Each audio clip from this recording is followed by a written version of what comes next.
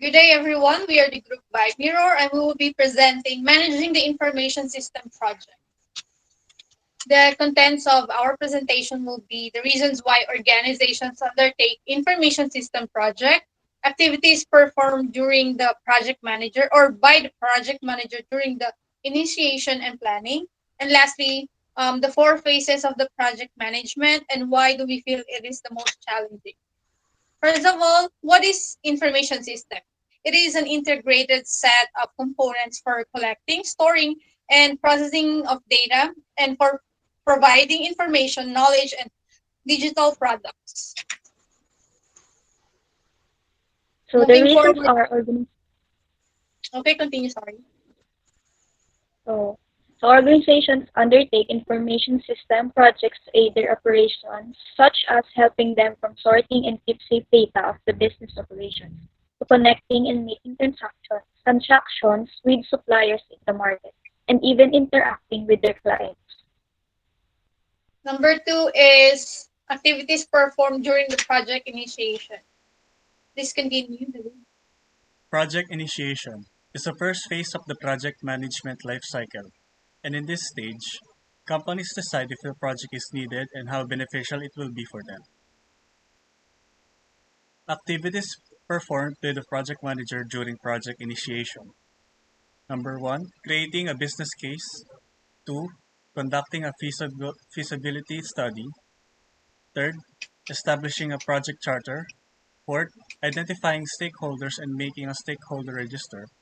Fifth, assembling the team and establishing a project office. And lastly, the final review.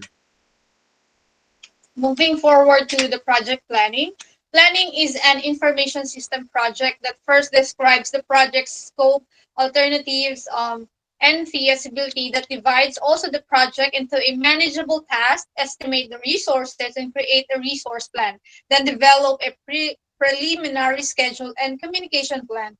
It also determines the project standard and procedures, then identify and assess the risks. During the planning, it's also create a preliminary budget, develop a project scope statement, and lastly, set a baseline project plan.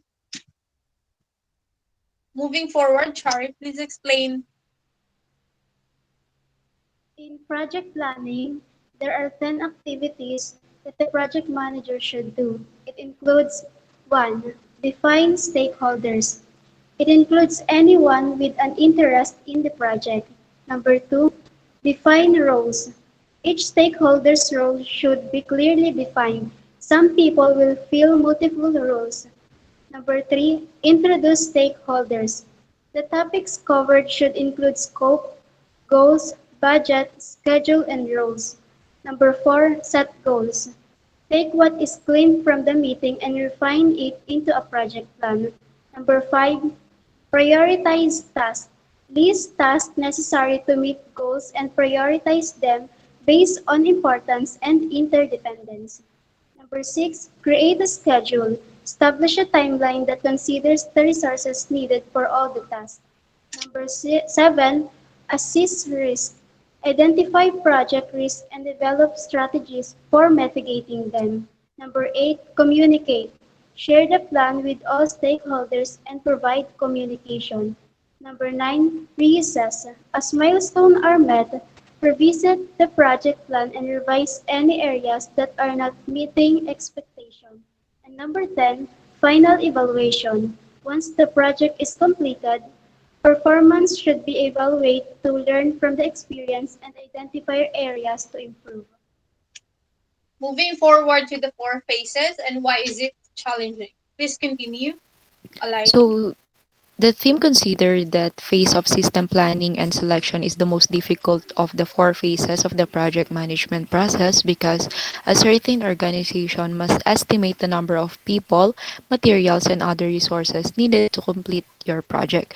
Comprehensive mapping and organization of project goals, tasks, schedules, and resources is required for project planning.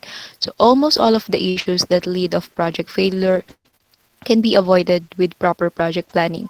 It also emphasizes outlining distinct, clearly defined tasks as well as the effort required to complete each task within a single project.